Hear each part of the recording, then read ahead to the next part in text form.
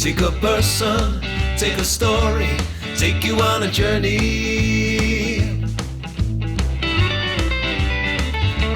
It's your take.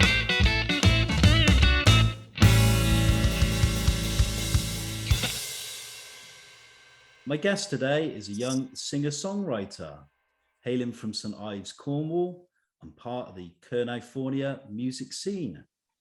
My guest made the national headlines when, as an unsigned, unmanaged artist, she reached #1 in the iTunes video charts.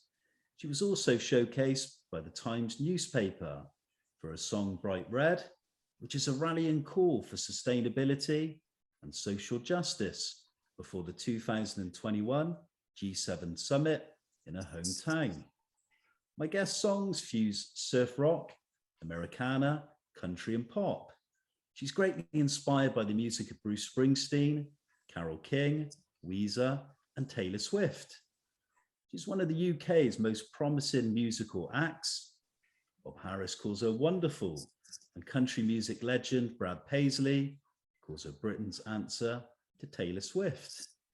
Today I'm joined by multi-instrumentalist and songsmith Bailey Tomkinson. We talk about her songs, the songwriting process, her musical influences, her current successes and critical acclaim, working as a model for a distinguished London agency, and her love of surfing.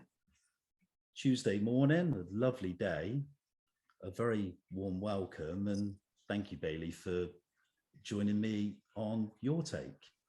Thank you for having me, and thank you for all your kind words. Very excited to be here. I'm looking forward to talking to you for a number of reasons, because the channel's become quite music-led. We've done various interviews with songwriters and performers, but interestingly, they've been at an age where they've been looking back at their career rather than sort of looking ahead to the future. So I'm interested to talk to you about what you think your future prospects are and where you kind of see your music going in the future. But I kind of wanted to go back to kind of the very beginning and just kind of find out a little bit of background on your early life. And you were born in Derbyshire and you moved to Italy and Belgium at a young age. Yeah. What was your childhood like? And I just wanted to ask a bit about your parents, who they are, what they do for a living, and do you have siblings? Yeah, so I've had a very fortunate upbringing. Because of my dad's job, I've been very lucky enough to see a lot of the world. But I was born in Derby and I lived in Italy, in Milan, and then we moved back to Derby, and then we moved to Brussels in Belgium. And that was with my dad's job, and he did like communications and marketing for a company. Lots of important things that I have never really been able to get my head around. So it's always been hard for me to explain his job, but that's, I think, the easiest way of explaining it. And my mum has always done fashion, and that's something that when we moved to St Ives, they actually opened a vintage clothing shop, and we ended up closing just before lockdown. But my mum's always done fashion, and she did modelling and stuff when she was younger, so she's always been very stylish. And I've got a sister and a brother who, my sister's a year younger than me, so we're like twins. We're like really, really similar. And then my little brother is 9 or 10 years younger than me. A background on kind of your family life, but I wanted to ask you, at what age did the family move to St Ives, and why? You've kind of explained for kind of work and business reasons. And can I ask about being schooled in the UK and outside of the UK? And did you enjoy your schooling? And would you say you were someone who was academic, and did you go on to further education? Yes, so I moved back to the UK when I went to secondary school in St Ives. I guess that I was quite academic in a sense. I liked maths. I really enjoyed maths. I was never very good at science. Science was one, I think I always blamed it on the fact that I'd been to a few different schools, so I'd changed syllabus. I think I just never really got it, and I think it was just an easy excuse to say that. But I'd been to a few different schools, and schooling was very. To be fair, when I was in Brussels, I went to an international school. It was like a British international school, so it wasn't too different. However, the facilities were just absolutely like next level. That school was called the British School of Brussels, and it was absolutely gigantic, and the facilities were amazing, and it was just an incredible school. And then I came back to England and I went to St Ives, and it was I was going from, in Brussels we had like these piano rooms and keyboard rooms in the music department. The music department had like recording studios and everything. They had a lot of funding in this school, and in the one in St Ives, it's very I don't know what the best way to say this. I went from all that to having a tiny plastic keyboard in a music department in St Ives. The school wasn't as well. I didn't have as many. I don't know what the right word. Resources. I guess resources, probably the right and word. And funding, I guess. Yeah. Yeah. It was very different, but I enjoyed both schooling experiences. I made friends wherever I went, and I think it's made me who I am moving around. But yeah, I loved St Ives School as well. I've got lots of really good memories from being there, and all my best friends are from there. And yeah, I went to just before I went to Ives School, went to another school in between for a little bit, and I went to chess club, and I don't know, my schooling experience was, I loved school, but then at the same time I was someone that I wasn't always wanting to be at school. I wouldn't say I was one of those kids that was like dead excited to go to school every day. I was quite shy when I was in school, but as I got older I definitely came out my shell more and enjoyed it a lot more. Shortly I wanted to move on to music and find out where the interest came from, but before, I'm kind of interested that you kind of experienced living in another culture and in a different country. What do you think that kind of taught you in terms of like a new language barrier, different culture, a different kind of way of living? Do you think that kind of has shaped you at a young age, and has it kind of inspired you in a creative way as well?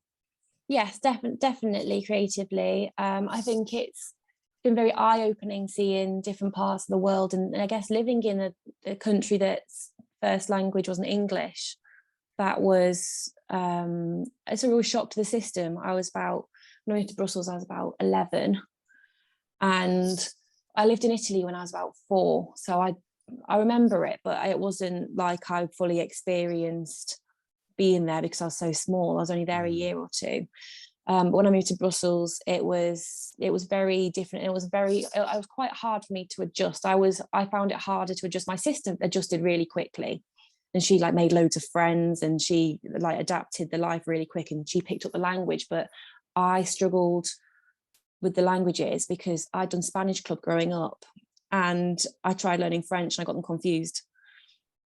But I found it a challenge, and I always like a challenge, so I tried learning French, and I got to a point where I'd be able to like go to the shops and stuff and have conversations in the shops with people in French, and yeah, I did really love being there. And I'm actually going back this summer to do a gig in Brussels, so I'm really excited to go back. Then moving back to the UK after being in a country that spoke another language was a shock again, because it was like, oh, I don't need to go and speak French in the shop now, and it's pounds, it's not euros. You've given us a detailed background on your family life, that your parents are business people, and you've been able to experience a different culture. I kind of wanted to come on to the music, and I wanted to ask you what got you interested in music, and were your parents or family, were they musical in any way? And what artists were you? Sorry, what artists were you listening to before you started performing? Yeah, so my parents are very musical in the fact that they love music. My mum plays piano, my mum sings. My mum used to sing in a band when she was younger, and she taught me how to sing. But my parents didn't teach me instruments. That was something I taught myself. But there was just a real love for music in the house, and in the car growing up, I was always listening to like Sheryl Crow and the Eagles and John Denver, but my mum liked heavy stuff. My dad likes more singer-songwriter. My mum likes the Killers and My Chemical Romance, and so I was listening to a broad spectrum of music. I think it was like I don't know. I've always done music ever since I was small. It was always what I wanted to do. I knew when I was about 4. So I was watching like the Selena movie, which is about Selena Quintanilla, the singer from like the 80s, 90s. Yeah, because she died very young, tragically, didn't she? Yeah, she got shot, and it's really sad story. But J-Lo played her in a film, and it was my favorite film when I was little. And she would get on the stage and she sang, and I was about 3 or 4, and I just kind of worked out that I wanted to do that. I don't really know how, and I kind of got really obsessed with like MTV music videos, and I was just kind of always interested in music, that I was always singing. And then when we were offered guitar lessons at school, I took guitar lessons and I started writing songs when I was 11. It was always my way of expressing myself, because I said earlier I was quite shy in school, and I definitely, when I did college, so after school I went to college for 2 years. I never went to university.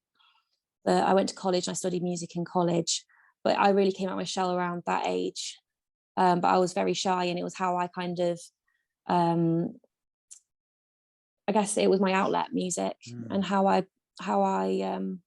expressed myself and got things off my chest. So it was yeah, that was what I kind of used it for growing up. You've expressed that from a young age. You were only 4, that you kind of had this desire to play and be a musician. You were exposed to music at an early age and writing songs at the age of 11. I wanted to talk about an instrument, and I wanted to talk about the guitar, and what attracted you to the 6-string, and how did you go about learning the instrument? Are you self-taught, or you mentioned you went eventually to music college? How did that original kind of experience, how did that happen when playing the instrument? Yeah, so I think I chose guitar. So there were lessons in school were offered to either I think it was a violin or it was guitar, and I went for guitar. I think it's Hannah Montana played guitar. If I'm honest, I thought, Hannah Montana sings and writes songs, and she has a guitar, and I kind of just put 2 and 2 together. And my uncle James he's left-handed. He had he's right-handed, but he had a left-hand guitar that he strung upside down.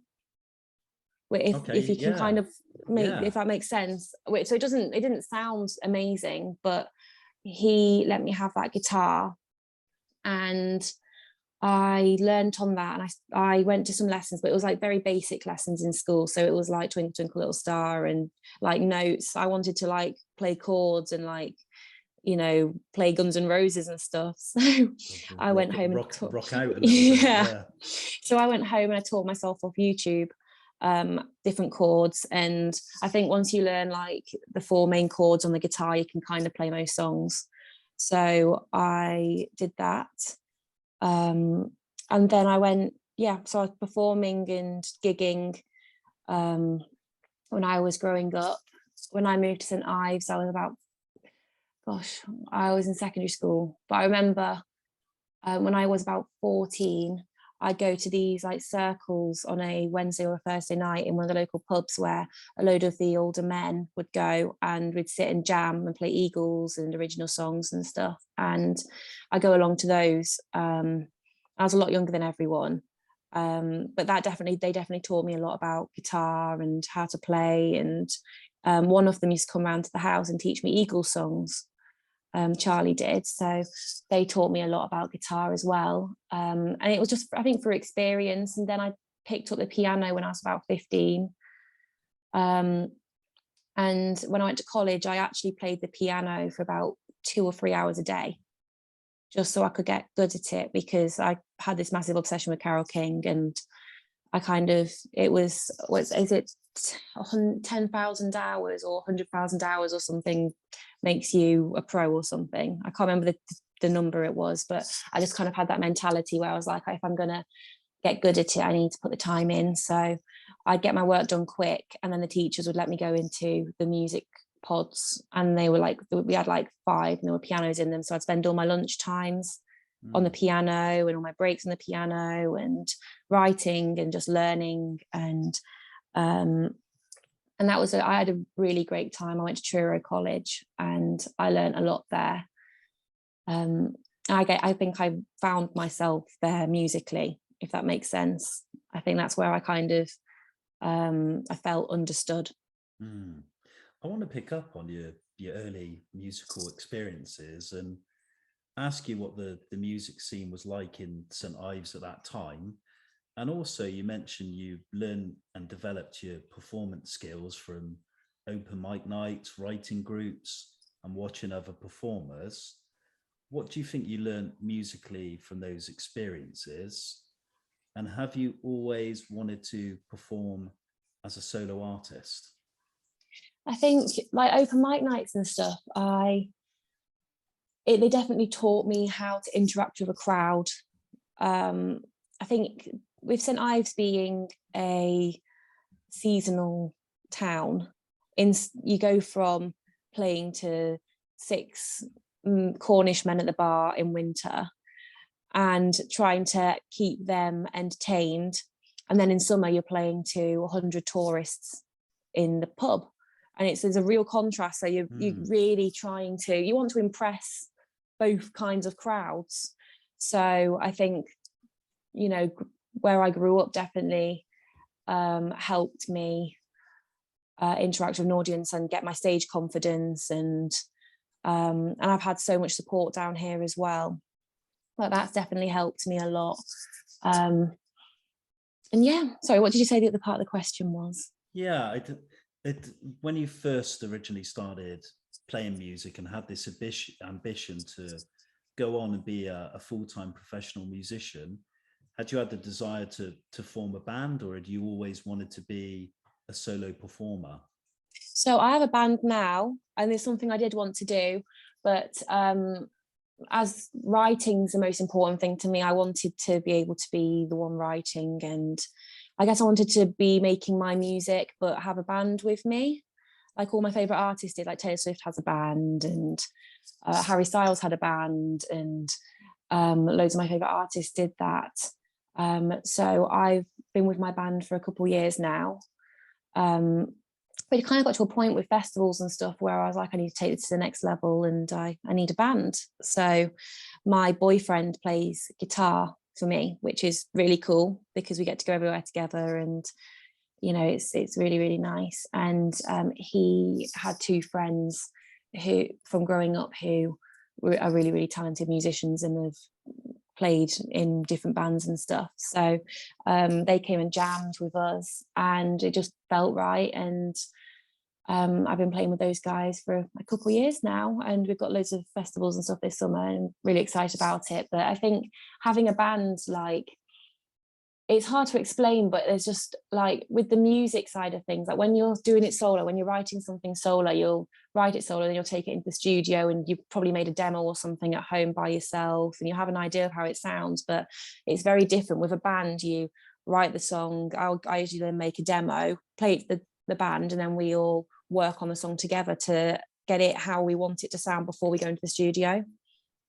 So I actually prefer doing it like that because it feels like you've got more creative control. I wanted to move on from the early experiences of learning music to kind of making that transition to becoming a professional musician. And I kind of wanted to ask you, at this stage in your career, do you currently have a manager? And outside of the live music scene, what platforms do you use to publicize your music and get revenue from your work? So I currently don't have a manager. I'm independent currently. And with social media and platforms and stuff, Instagram's very key to me. I think because I did photography at A-level, I've always had a very, I've had an interest in visuals and aesthetics, and I think that also goes quite hand in hand with music because I'm independent. I do a lot of the posters and artwork and stuff myself. Something that's very great with being with Select is that I do a lot of photo shoots, so I'm never short of images.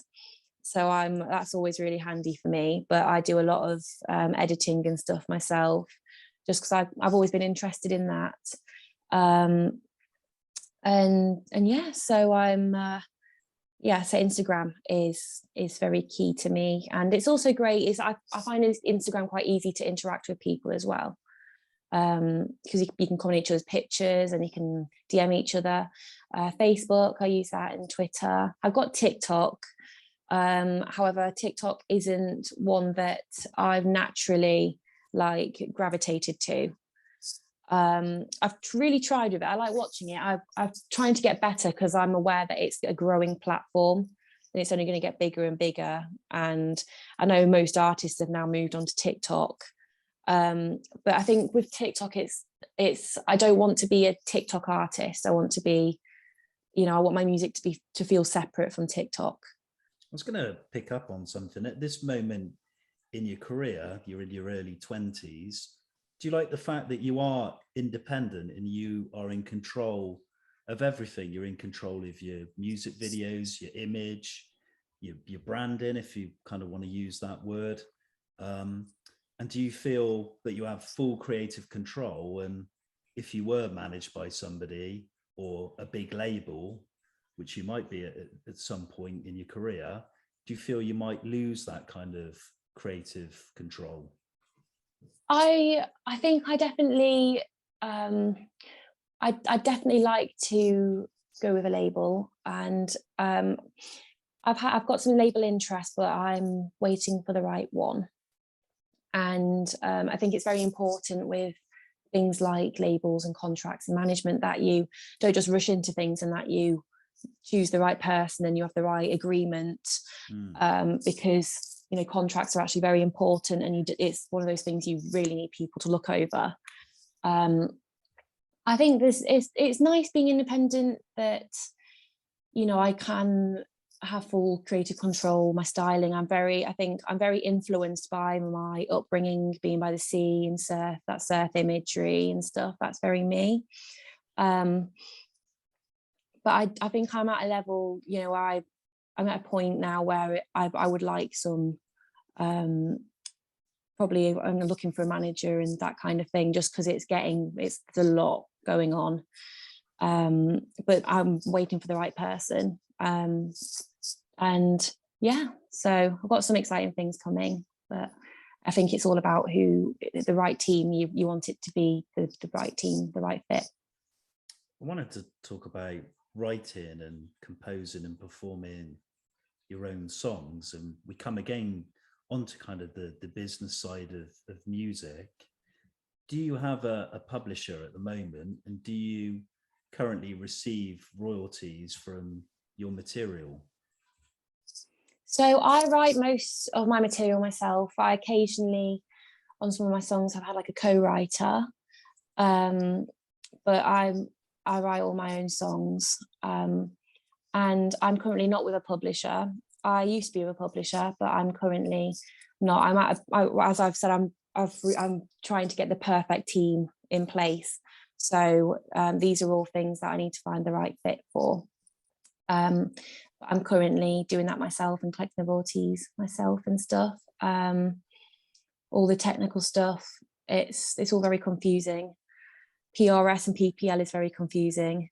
Yeah, I imagine there's a frustration sometimes as an artist as well, because I guess you want to just concentrate and write songs and play the music, and with all kind of the business side solely on yourself and other members of the band, I guess that becomes difficult at times, because it almost becomes a distraction away from the music, which is what ultimately you want to be doing. Yeah, I think that's something when you are unmanaged and you know, I haven't got a booking agency currently as well, that you are doing all the business stuff as well. You know, I'm very lucky that I've had the support from my family and friends and band, and there are people that have, you know, really helped me and contributed and, you know, do help me with everything, because it's a lot. It is difficult balancing that. I want to go and write a song, but I actually have to fill in this form for this festival and send off all these press images and bios, and there's a lot of things that go on behind the curtain that you don't see, but it's the business side of things are a full-time job in themselves. Yeah, definitely. imagine there's nothing worse where you're trying to compose a song or write lyrics and you've got emails go in and you've got the phone go in, and it just becomes a distraction, I guess, as well. At the beginning of the interview, I kind of spoke about some of your influences and with your music and songwriters you're inspired by. You're interested in country music, the Americana tradition, and rock. What is it about those forms of music that you love?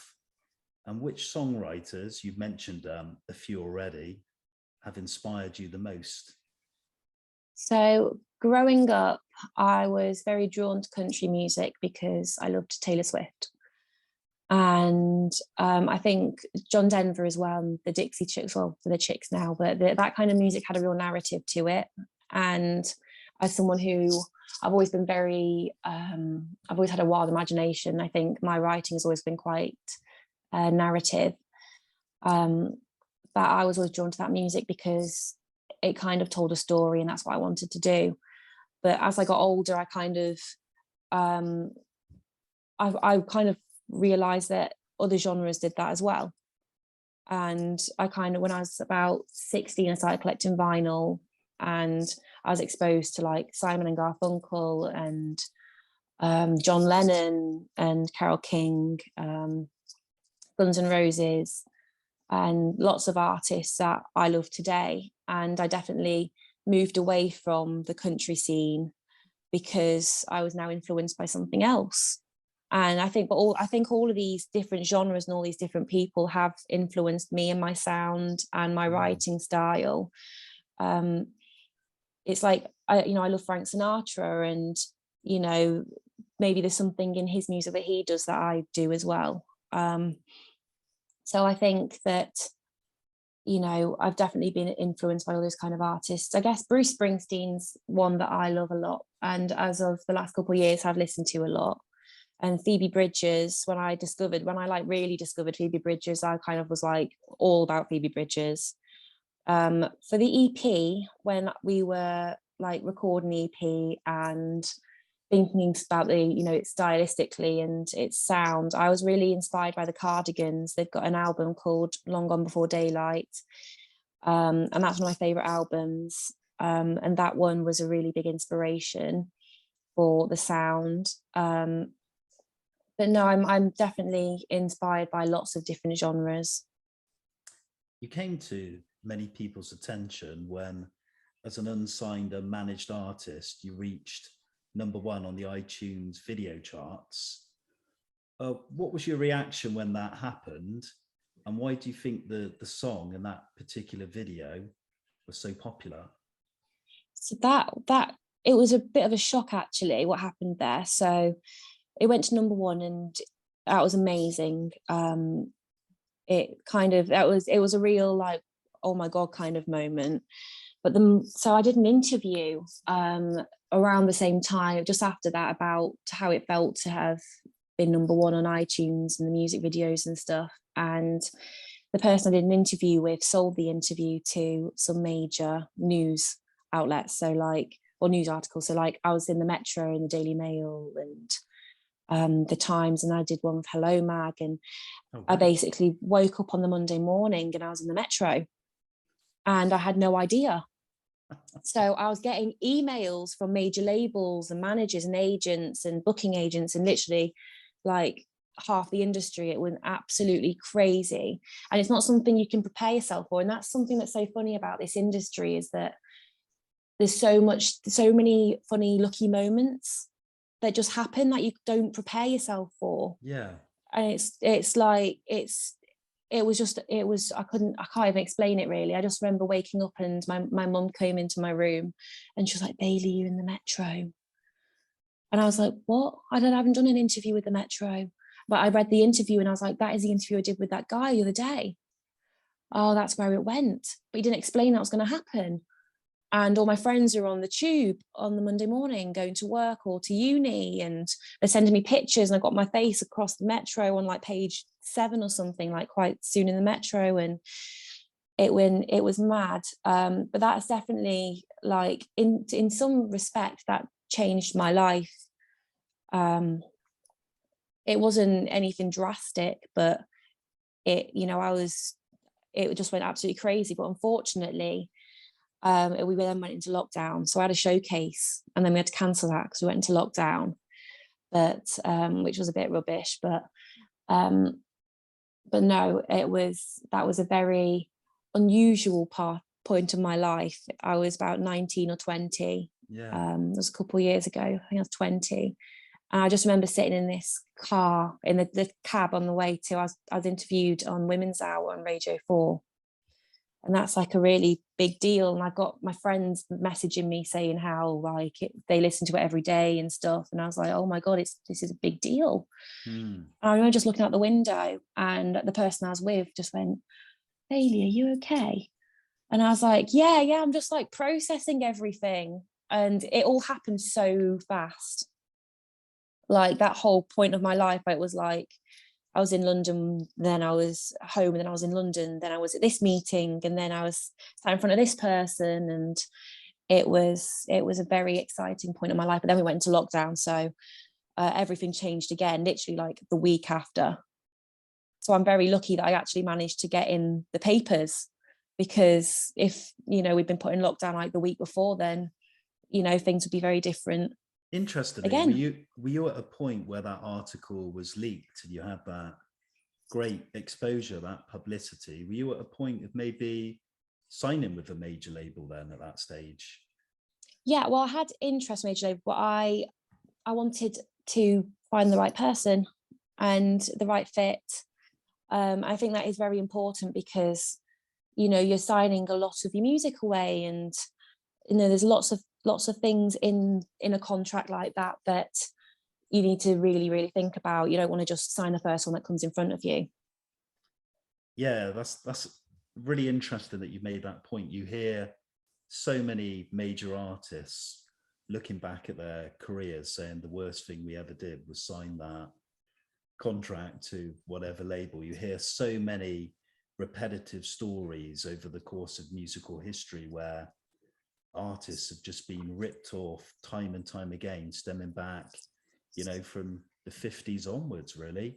Well, yeah, look at the Taylor Swift situation with what's his name, where that's the whole reason she's recording all of her music again, because because she had all of her music sold.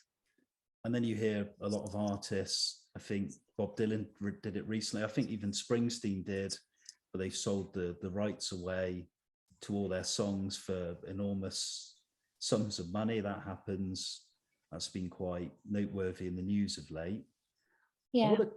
I want to move on and speak about one particular song, again, that got some exposure, called Bright Red, which was showcased by the Times newspaper.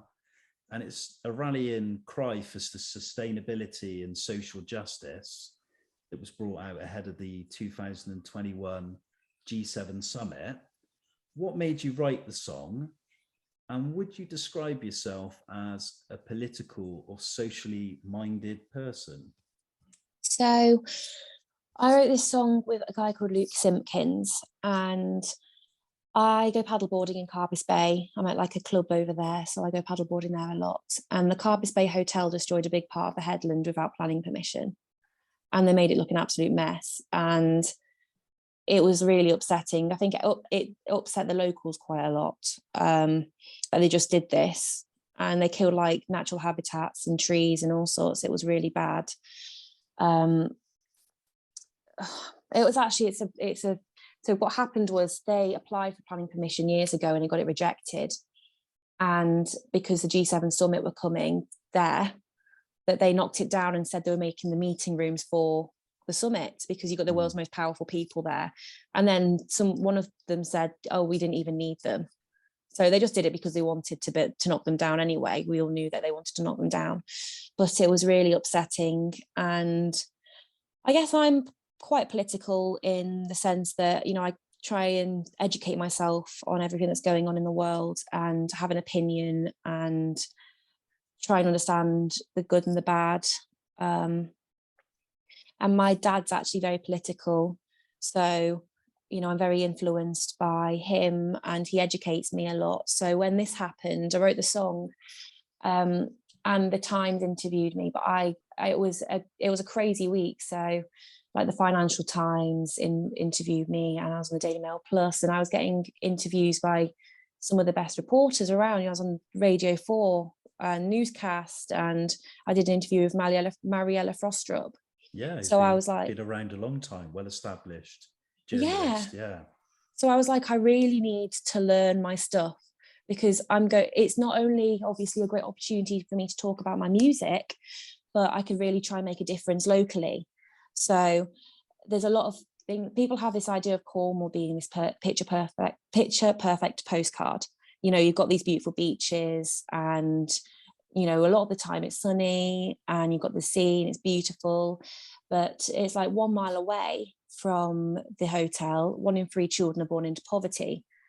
The schools are underfunded. The school I went to in St Ives, that's underfunded. We have no police station here anymore, yet in summer we sometimes get up to like 200,000 visitors a day.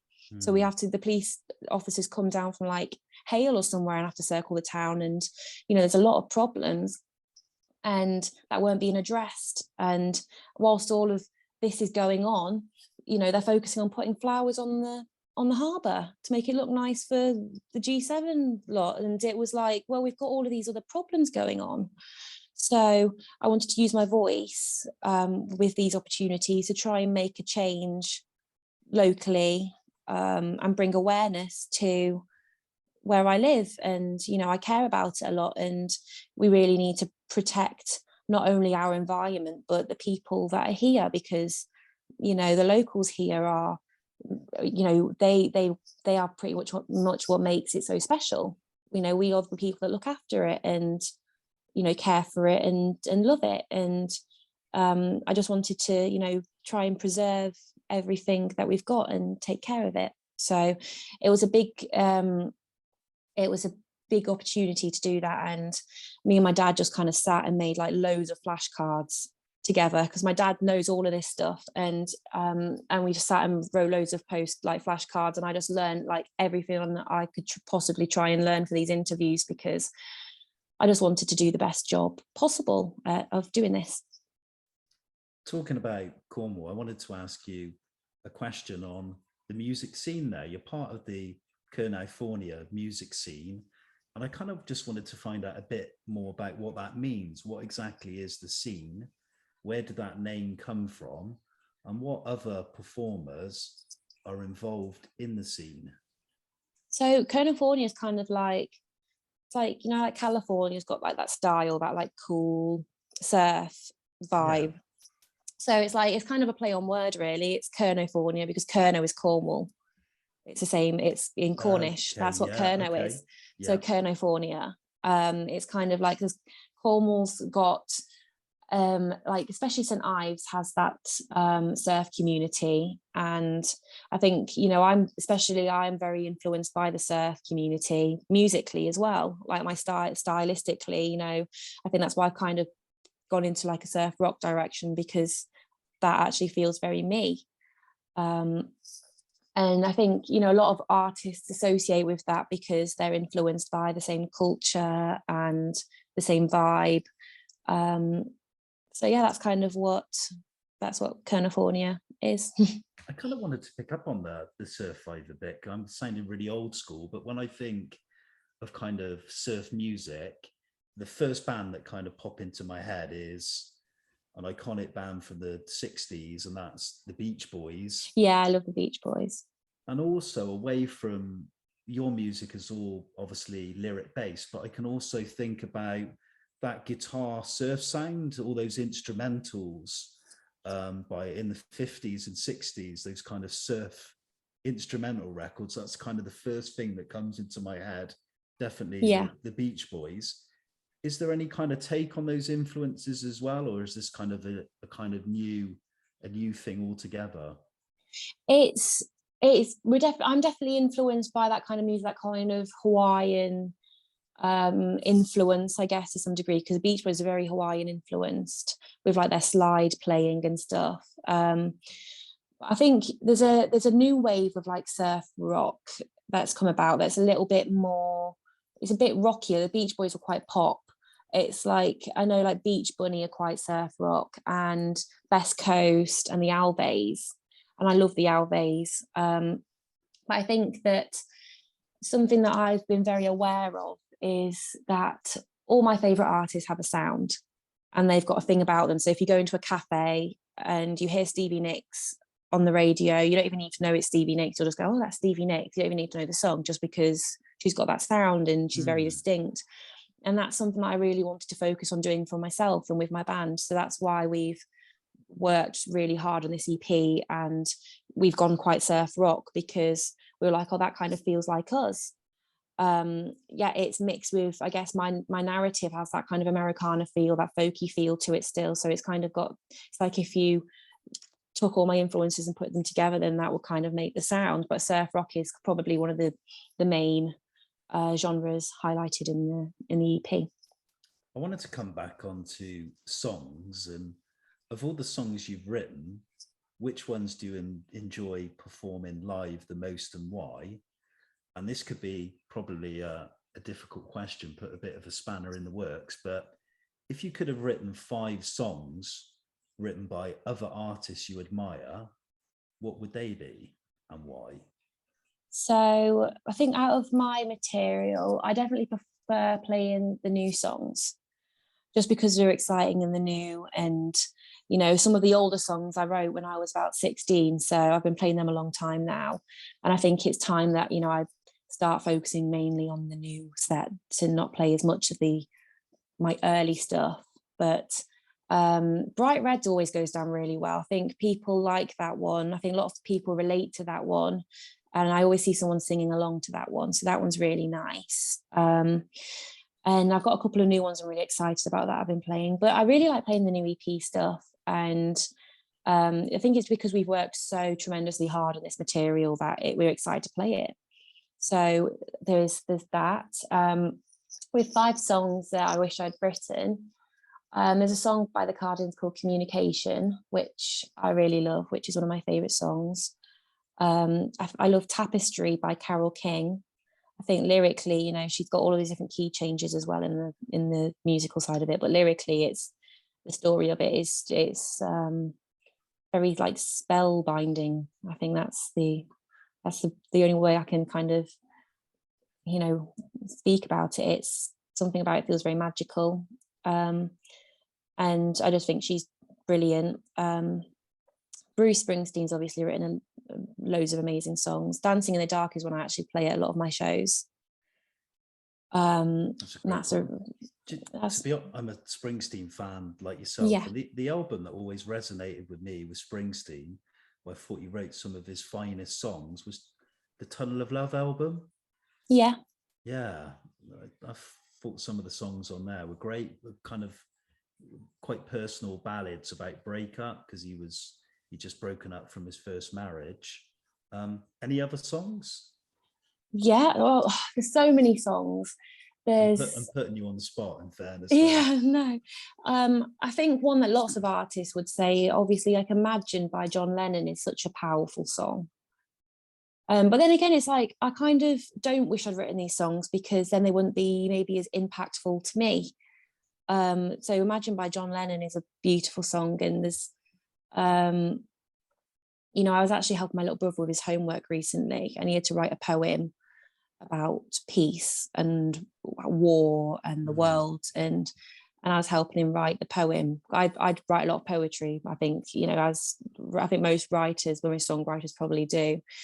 And we referenced Imagine in that because it is so powerful, and you can take, you know, you can reference a lyric from that, and it's depth, you know. It's, even though the song came out, what, like the 80s, the 70s, the 80s, like probably like 30 years ago, it's still so current now. And you kind of like, gosh, shouldn't we be at more peace now? But, you know, look at the world today. It's you know, there's still war going on and everything, and the song is still very on topic. I think that's a very powerful song. And oh gosh, I don't know which are the ones. The secondary question I was going to ask you whilst we're on songs is, I imagine one of the most uplifting things about being a songwriter that must give you such a sense of fulfillment is when you're on stage performing those songs and the audience are singing your lyrics, your fan base. Do you already get that at your gigs, that people are singing your lyrics and they know your songs, and does that give you such a high sense of fulfillment that you're writing good catchy songs? It is amazing when you do see people sing along to your songs, because it's like, oh my god, these people have gone away and learned the lyrics, and they actually like the song enough to learn the lyrics for the song. And I think that's amazing, and it's such a humongous compliment to me. You know, I wouldn't be singing if I didn't write. The writing to me is just as important as the singing. I wouldn't want to be a singer and sing someone else's words. You know, I wouldn't want to do that. The writing to me is just as important. So it's really, it's amazing when people do that, and it's amazing when people, you know, I guess, feel related or connected to the song, and people come to me after the show and they say, oh, this song, you know, that When the Lights Went Out song, I really relate to it because, you know, I was seeing this guy who was also seeing this other person, and I relate to that song because of that. Or Silent Suffering was about just feeling down, and I released that in lockdown because lots of people going through that, and I wanted people to feel less alone. People feel like they weren't the only people feeling like that, and people come up to me and message me saying, you know, that song actually helped me through a lot. And that's, as an artist, you know, that's why you do it. You're doing it for the people. You know, obviously we do it to get things off our chests, but we release the music so other people can feel something or relate to it or feel less alone. And my favorite artist definitely did that for me growing up. You know, when I was getting the school bus to school every day, and I would listen to my music every morning and look out the window, and I'd sit and listen to the music, and I'd really think heavily about what the songs were singing. Sometimes I'd loop one song just so I could really absorb the song. And to be able to do, you know, for someone else, like someone to feel the impact of the song, that's an amazing thing, and it's an amazing feeling, and you just feel really grateful. We're going to move on because we briefly spoke earlier on about modeling, and you said about using Instagram as a platform as well to promote yourself and your music. You recently signed to the Select Model Talent Board agency. Can you tell us about the work you've done for them? And are you considering a modeling career alongside your music? I think modeling is something that is very complementary to music career, because it allows you to, I guess, it helps you brand yourself. And, you know, I think it's like, I've done some really cool things through Select. Like I did a performance for DC Shoes, which was really cool, like a live performance. And that's the kind of thing I think I'm mainly focused on that roster. Is I'm not going to be someone that's doing runway. Probably that's probably not going to be me. You know, I think my career is I think if you want to be doing that, that's a massive career in its own, because you need to be so focused on going to castings and keeping fit at the gym, and it's a very intense job. Whereas with what I'm doing, there's no pressure on anything. It works with my music, and it allows me to work with some really cool brands, but at the end of the day, it's highlighting my music, and that's something that's really important to me. It doesn't take away from that and my career, it just boosts it, and it just really helps that. But no, I do bits of modeling for people, and but at the end of the day, it always helps my music more than anything. I've got one final question before we move on to what I call the quick fire questions that we ask every single Your Take guest just at the end of the interview, just to kind of find out a bit more about you outside of the music scene and away from writing songs. Of the young, like-minded musicians keen to make an impact in music like yourself, which ones do you admire and would perhaps collaborate with in the future? There's loads of really amazing artists at the moment. I love to write a song with Arlo Parks. I think she's a really talented writer. Phoebe Bridgers for me would be amazing. Sam Fender is really cool. I like his music. And I think he's influenced by quite a lot of the same people as I am, like Bruce Springsteen and stuff. And we've actually got quite a bit of sax in the EP. So Michael Underwood, who plays for Rex Orange County, very kindly performed on a couple of songs on our EP. So it's kind of got that similar, I guess, kind of feel, that kind of like, I guess, 80s New York rock kind of vibe. Gosh, who else? I'm trying to think of who I'm going to see this year. I'm going to see quite a few artists this year. Japanese Breakfast, I'm going to see. I think she's really cool. And Casey Musgraves I'll be seeing in summer. On the kind of flip side, how would you feel about a stage in your career when people were taking your songs that you've composed and written and performing covers of your material and kind of giving their slant and their versions of your material? How would you kind of feel about that happening? I think that'd just be a massive compliment, like the BBC Live Lounge, like Harry Styles did a version of Joni Mitchell's Big Yellow Taxi, and that kind of thing. That'd be just awesome if someone likes your song enough to, I guess someone very credible as well likes your song enough to do a cover of it. That's a massive compliment. Bailey Tomkinson, it's that time of the interview where we kind of find out things you like, things you don't like, things you do outside of the music scene. Here we go. You don't have to think about these in any depth. Okay. I don't know if you've read these before, but here we go with them. So every guest has answered these same questions, and we do always get some interesting answers, and you always get some unsuspected ones. Like those cards, when it's like, what does his shape look like? And some people say like a banana, but some people say something really weird, like the goblin from their nightmares or something. I always get the impression that I enjoy doing this more than any of the guests who've done it. I think most of the guests think, oh no, not this bit. And I actually quite look forward to this bit. Okay, so here we go. Number one, Bailey Tomkinson, what would you say is your favourite pastime? Pastime? I love surfing a lot. I think, that's a real hobby for me. And I actually love going to the cinema. Like, that's something I do a lot. I worked in the cinema growing up.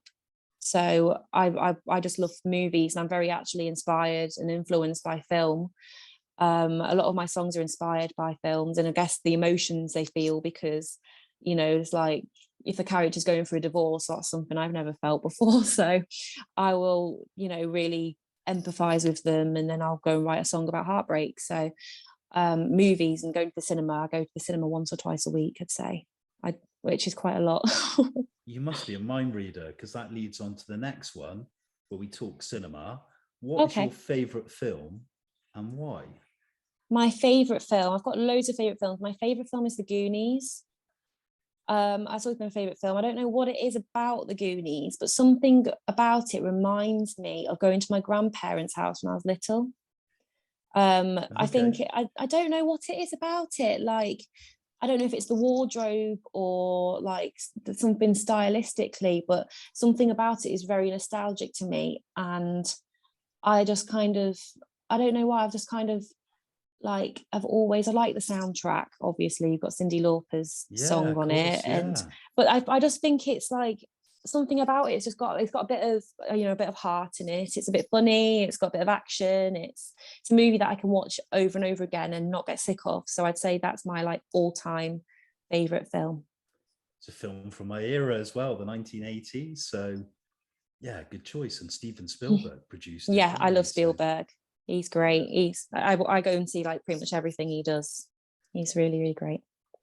We've spoken a lot about writing. You've mentioned poetry and of course songwriting. But now I ask you to choose your favorite novelist. Who would you choose? Favorite novelist?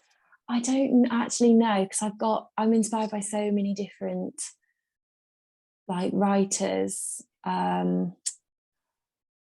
You know what? One that actually really surprised me is I read I think it's Cecilia Ahern that wrote Where Rainbows End. I think it's Cecilia Ahern. And that was a book that I absolutely flew through. And I love reading, but I'm someone that I'm not a quick reader. Like I have to be like, I'll be carrying the same book with me for a while. But she wrote a book, Where Rainbows End, and it was just so like, it was written almost like an email form, which I find really interesting. Oh, yeah, okay. It wasn't written like in block. It was Almost like more chatty dialogue language. Yeah. But I think that's part of why I flew through it, because it's like, I don't know, I read it so fast, and that one was a really powerful book. The ending was like, you waited the whole book for the characters to finally, meet in the middle. And they did right at the end of the book. So that was a really powerful book. I'm trying to think what else I've read.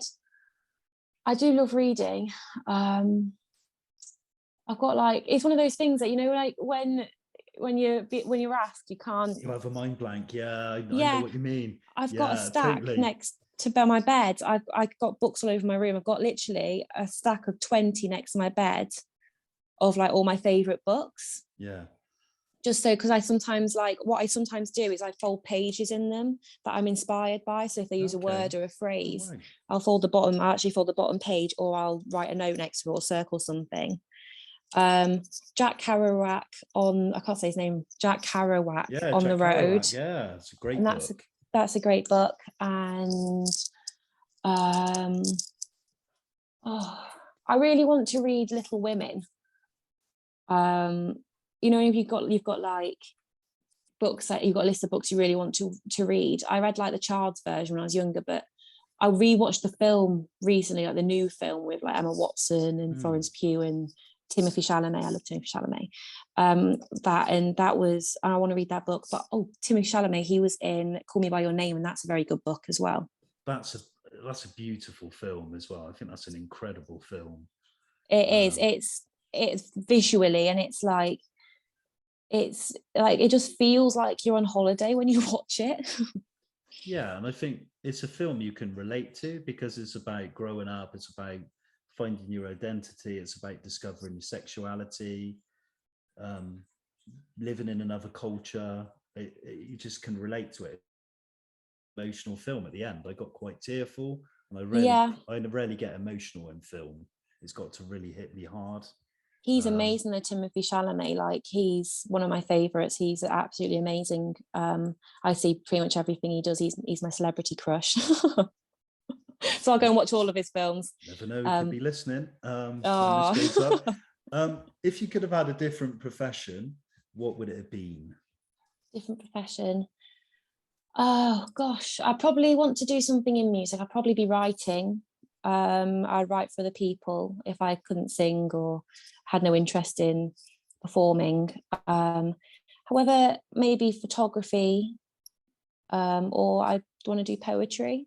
I think if I didn't do music, I might have, if I'd gone to university to study anything, I was always quite interested in maybe doing like English literature or something.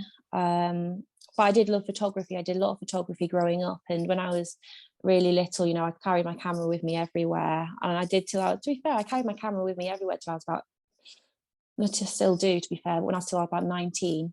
Even when I went on nights out with my friends, I'd have my camera in my bag. And I just take it everywhere with me. I did film photography, so I was really interested in like 35mm, and I've always collected vintage cameras. So I've got different kinds of 35mm cameras. But now it's gotten really trendy. 35mm, like a roll costs like £7. Yeah, they become quite collectible, 35mm cameras, haven't they?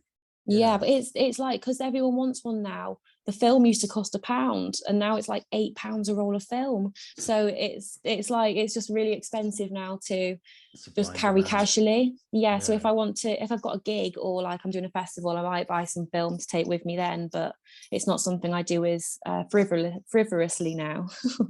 Who in life, Bailey, would you say has been your greatest inspiration? Gosh, obviously my parents in a lot of ways have been a massive inspiration to me, and my family and my friends and people I'm inspired by. I think like artist wise, like Taylor Swift was very big for me. You know, Taylor Swift, she did a lot for me when I was younger and trying to discover myself and understand myself and figure myself out. And I listened to her songs, and I guess I'd understand my feelings because she'd write, if I liked a song, if I liked a boy at school, I would then listen to Taylor Swift, and I'd kind of understand why I liked them or why I shouldn't like them. Or I think her music guided me a lot through music. But I guess my family are my biggest inspirations because, you know, they have, I guess, shaped me into who I am quite a lot. We touched a little bit on politics and you having a social conscience, and you said about political figures trying to cover up the cracks. But if you had to read a newspaper, or do you read a newspaper? If so, which one do you read? A newspaper. I don't tend to buy newspapers. I will, like, if I'll read the newspaper if there's one, you know, hanging about. To be fair, I just put on the TV, and I'll just like put on like BBC or ITV. When I was little, when I was little, before I went to school every morning, I'd watch like Good Morning Britain. I think it was at the time, it wasn't called Good Morning Britain. It was like GMTV. Yeah. GMTV. I used to watch that. I used to actually, my mum would watch it when she had breakfast in bed in the morning, and I'd go and get in bed with her every morning before school and have my breakfast with her in bed, and we'd watch GMTV together every morning. We talk about cuisine next. What is your favorite food? Oh, I like food. I'm actually vegetarian, so actually pescatarian. I love meat. Don't get me wrong. I would love to have a chicken burger, but I'm just trying to do my bit for the planet. And I actually think animals are like super cute, so I kind of feel bad about eating them now. I haven't eaten beef in like 4 years, and then as of about 6 months ago, I kind of just thought I'm going to go being vegetarian because I don't actually eat much meat. And I've been loving it so far. But I think I love like a prawn pad thai. I do love prawn pad thai, and in St Ives we've got Tally Thai, which is a really good Thai restaurant. But then it's like, I don't know, it just depends what my mood is. You know, I think I do love a prawn dish. I really like prawns, and we've got a Mermaid in St Ives, which is like a seafood restaurant, which is really nice. But I'll just eat anything. I'll eat pizza, I'll eat a burger. I had a really nice halloumi burger the other day. This next question stumps a lot of our guests. We ask them to choose a favorite cultural icon. It could be maybe a historic figure, somebody political or revolutionary, someone from history, can you think of one that you choose? Gosh, would you consider John Lennon one? Yeah. I think John Lennon, because he was political as well, an he activist. was peaceful. You know, he wanted peace, and I think that's something I relate to. You know, my inner hippie. That's something I care deeply about, and I think, you know, he used his profile to try and make a change, which is, I think, is very brave, especially in those times, you know, to get involved in politics as a famous person. I think that was very brave. I think when he was in America as well, I think the whole American establishment, I think the FBI were on him as well, because of his, you know, his political beliefs, his activism, trying to bring about peace and change. He was anti the Vietnam War, wasn't he, as well? Yeah. No, he was an amazing guy. Trying to think if there's anyone else. There's there's a movie I watched based on a true story recently, which was amazing. I can't remember what it was. It might come back to me, but it was in the 1950s. I don't know if I want to ask you this next one, but I'm going to ask you, what is your favorite curse word and why? Favorite curse word? Yeah. God, I do swear quite a bit. I've actually, like, I guess in my music, like, as I've gotten older, has been more explicit, because, like, yeah, which is, you kind of have to tailor around your audience. So if I'm playing a gig and there's little kids in the room, I'll change, like, shit to it, because you don't want them to hear it and pick up on it. What's the curse word you use the most when you get angry or things aren't going your way creatively? Or I don't know, but I love saying, oh, they're such a dick. Like, I think that's one that's, I don't know why, something about that's a bit funny. But I try not to swear, but I do. I think we all do. I think, you know, we are British. There's no harm in swearing, I don't think. What would you say is your favorite place or holiday destination? I loved New York when I went to New York. I feel like that's not like a holiday though. I feel like you don't sit back and put your feet up. You're very, like, I have to see everything and do everything. And I'd love to, like, if I could live anywhere in the world, I'd love to live in New York. I think I just really clicked with the vibe there. Like, it just felt very creative. It's fast paced, isn't it? Yeah, very exciting. Mass big city environment. Yeah. But I really want to go to Hawaii. That's somewhere I'm desperate to go. But yeah, I'm going to America in this summer. I'm going a few weeks, about 5 weeks, I think, or something. I'm off to Florida, so that'll be nice to get back into the States. I haven't been to America since lockdown, and I love going over there. It's just so big, and there's just so much to do. It's crazy. It's like, I'm come from little Cornwall, and you go to America and it's like the whole of Cornwall's as big as like a town over there. It's just massive. We go back to music again. You've spoken about so many of your musical influences, particularly songwriters, but who would you say is your favorite music artist, and what is your all-time favorite album? My all-time favorite album is the Cardigans' Long Gone Before Daylight. I say that, but I'm quite fickle with it. Like, I will say that and then I will be like, oh, actually, no, I really like this album. I love Tapestry by Carole King. Yes. That's one of my favorite albums. That's, to me, is her best work on that album. I couldn't say I was inspired most by one artist. I think most people I know would probably go Taylor Swift, because when I was a kid, you know, I just wanted to be Taylor Swift. Like, she was, like, so important to my musical journey.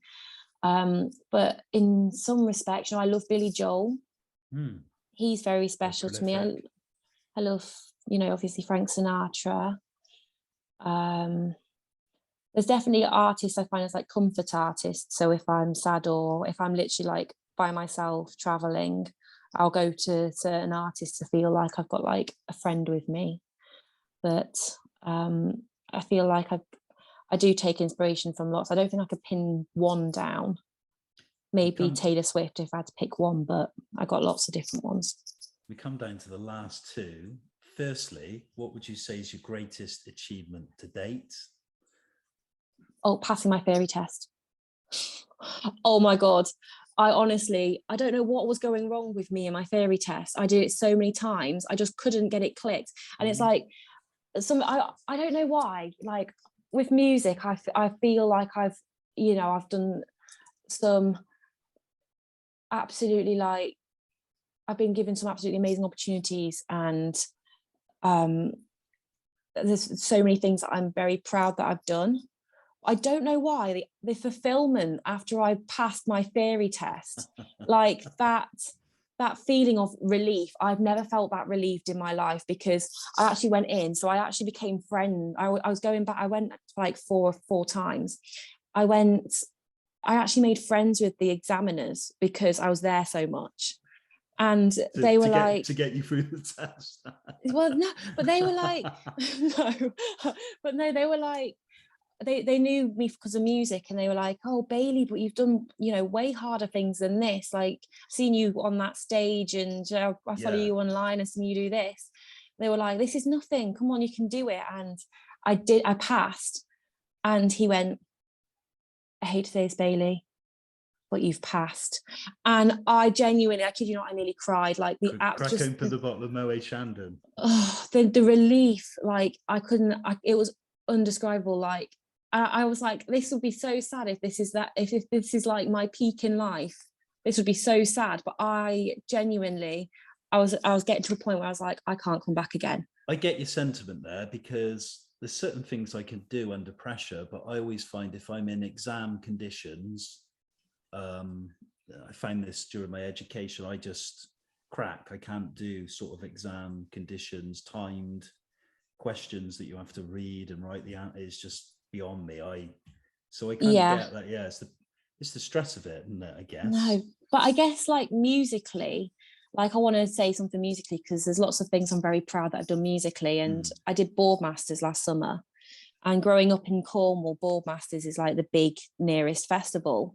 And we played the View stage on the Saturday, and there were hundreds of people that came to watch. And that was a real achievement moment. That was one of those moments that really like was very, I don't know, I can't think of the right word. That is when you're being asked, you can't think of the right word, but it's like, I just kind of sat back and just thought, wow, this is like, we've done this. We've played this now. And all these people came to watch us. And I literally went to Boardmasters growing up with my friends, and I would wish to play there. And then I'm on like their t-shirt. And I'm like, that was a really, really big moment for me. The final question, Bailey Tomkinson, this is going to be a hard one to ask you, because I asked this question mainly to guests who were maybe in their 50s, 60s, or even older, looking back at their lives and careers, and they're able to sort of contextualize and look back and say, with sort of 5-6 decades in their life and their experience of it. But my final question is, how do you wish to be remembered? I think my words. I think, I want to write a song that is, like how John Lennon's got Imagine, how his words in that song carry. And I want to be able to write a song that can do that through generations, that someone can say, a 60-year-old man can reflect on, and then his great grandchild can reflect on. And they stand the test of time, basically. Yeah. Yeah. Yeah, it's like Unchained Melody, you know, it's a song that doesn't go out of style, song that I'd like to do that. I'd like to be remembered. Obviously, I'd like to be remembered positively. I hope, you know, I don't do anything wrong in my career, but I want to be remembered. I guess I perceived someone that, you know, is charitable and has done stuff not only for their music and themselves, but for others. You know, lots of people have inspired me, like Audrey Hepburn was an ambassador for UNICEF, and I'd love to be able to do something like that and try and change the world. You know, if obviously I'm just a singer-songwriter from Cornwall, but I'd really love to be able to get to a point in my career where I can start doing things that help people drastically, or I think that's something that's so beautiful about having a growing platform, is that when you get to a point, if you get to the point in your career that you can start making a change on the world, then that is such an achievement. That is amazing that you can do that and you can help people, and I'd love to be able to do that. And finally, to wrap our conversation, our interview today, I want to firstly thank you for giving up your time, the last 60 plus minutes, to be a guest on Your Take. Having me. I also feel quite honoured that you've done all this national press, and I kind of feel quite honoured that as a young upcoming artist that, you know, you've taken the time to, you know, be part of Your Take on our YouTube channel. So I'm very grateful, and I've really enjoyed. It's been an engaging conversation. I love the fact that you're very driven, that you're passionate about what you do. But I think the thing that struck home the most was opportunities have come about that some people would have just instantly signed on the dotted line and think, you know, leading on to possibly great success. But you want things to be correct. They have to be right. And I think that's a sensible, wise decision to make. And it's been interesting to hear your thoughts on many issues, and you have a very wise head on you, and I think you've got a very prosperous and good career ahead of you, and I wish you all the very best, and I very much hope it happens. Well, thank you very much for having me and taking time out of your day to interview me. You know, it's been awesome. You know, I love talking about things that you have to think about. So thank you for interviewing me. Thank you kindly. And lastly, you're obviously touring. I'm seeing you in Bristol on Thursday in 2 days' time. So looking forward to that. But tell us where we can hear your music, where we can see the videos and find out more about your work, your songs, and all the social media as well. Yeah, so I'm on all major streaming platforms, so Spotify and iTunes, Apple Music, everything like that, Deezer. With social media, I'm on everything as well. You just type Bailey Tomkinson in and I should come up. Yeah, I'm very active online. So you'll see me posting everything on there, all my gigs and music releases and everything I'm getting up to day-to-day life. So yeah, you can find me there. Keep up the great work. I love the music videos because they're almost like short films, again, that tell a story. And I love your lyrics because they tell a narrative, and they're clever, and they're taken from like cultural influences and life experience, and they're really, really good songs. So thank you. Keep up the great work. Thank you. Thank you. Really appreciate that. Thank you very much.